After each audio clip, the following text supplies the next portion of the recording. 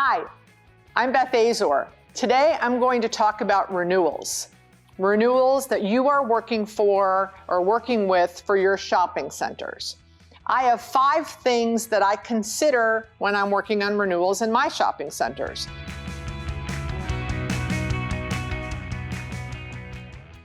So the first thing is very, very important, and it surprises me when I talk to some of my coaching clients that they are not up to date with, which always goes back to market information. So if you have a tenant that's renewing in your shopping center, let's say a sub shop, you need to know, is there a possibility that there is a former sub shop vacancy in your market that they could relocate to? The same size, with a hood, a grease trap, etc. You need to be up to date with your market information so that you know that that's a possibility. Or let's say it's something with not a lot of infrastructure. Let's say you are renewing an H&R Block and you happen to know that there is a 900 square foot space in a better, more visible location than your shopping center. You need to understand that that's a possibility for them to relocate to, especially if the rent is on par with your rent or even less. So understanding the market and all of the vacancies that you're competing with is the number one thing when you're starting to work on renewals that you need to understand.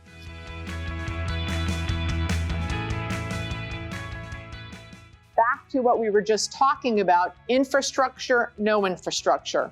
If you have a sub shop, a pizza restaurant, a medical, if you've got a lot of infrastructure in that tenant's space, I believe they're less likely to relocate. Not saying that they won't, but less likely.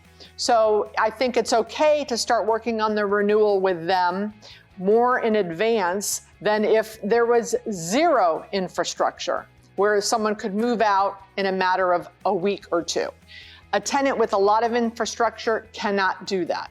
So understanding timing, when do you approach them? When do they approach you? I once had a national pizza restaurant approach me 2 years in advance of their renewal. And I kept saying, way too early, I'm not ready. We're not even supposed to be talking about this till about 7 months before your renewal. But they wanted to lock in a rental rate. And I said, I don't even know what's going to be happening in 18 months from now. So I postponed it till about 8 months before their lease was coming up. They had a 6-month notice provision. So we worked 2 months on that instead of what they wanted.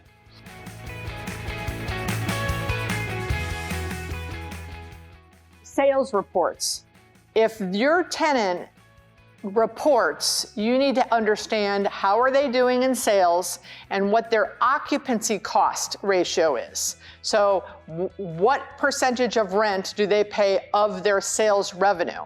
If they don't report and they're a tenant that is someone that could report, for example, H&R Block doesn't really report. Allstate Insurance, you're not getting a report. But Starbucks, for example, they don't typically report, but maybe you can get a guide from either your tenant rep broker, maybe from the manager, maybe if you have a good relationship with the rep to kind of get a guide. Now, if they know what you're doing and you're trying to plan for the renewal, they may not be very forthcoming. But even with mom and pops, if you don't have a requirement for them to report, it's very important to try to get the sales reports so you have an understanding of what they can afford going forward. Maybe they need a rent reduction, maybe they don't. I remember during the big bad recession, I was doing a consulting gig for a big REIT that had about 150 shopping centers, and they had a barbecue restaurant who was about to renew. And they reached out to us and said, we need to negotiate our renewal. Our sales are down 35%, therefore we should get a respective rent reduction in the renewal.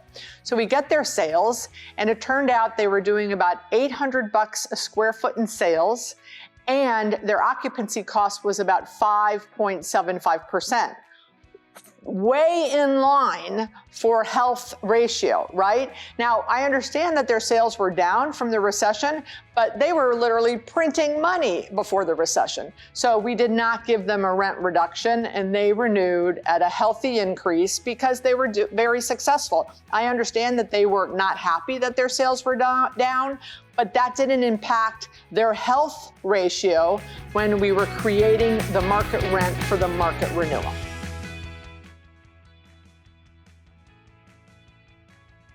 When you are in, let's say your owner or you just bought a brand new shopping center that was recently developed. So, and let's say you bought it 3 years ago, and all of a sudden you're looking at 5-year leases, 10 of them, all coming due at the same time.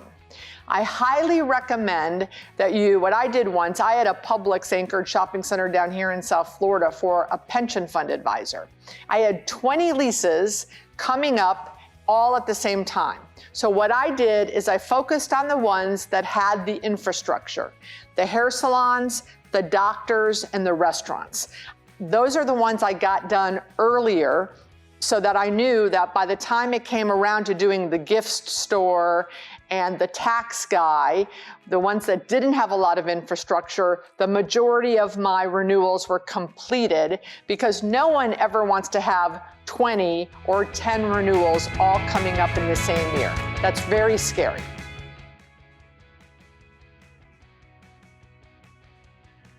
And then the last thing is understanding the market comps in your area.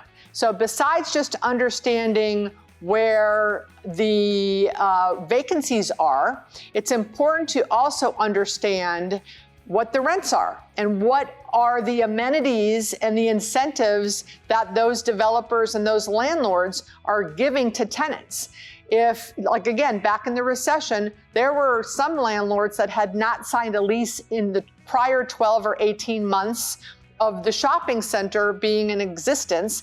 That's something huge to compete against. And if that's going on in your market, maybe it's a market that is not as highly interesting or inviting as some other stronger markets, you're going to compete against that. You need to know what you're going to compete against so that you can prepare for that. So those are my ideas for renewals.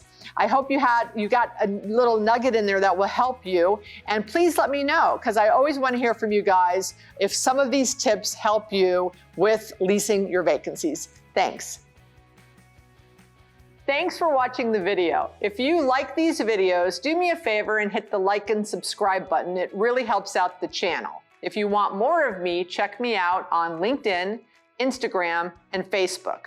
We also have a monthly book club that all of the book club calls are on Anchor, the podcast. I have about 50 other podcasts on Anchor as well.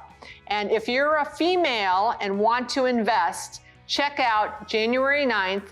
We are holding our first commercial real estate investment symposium for women. It is going to blow your socks off. I hope to see you there. Don't forget, like and subscribe.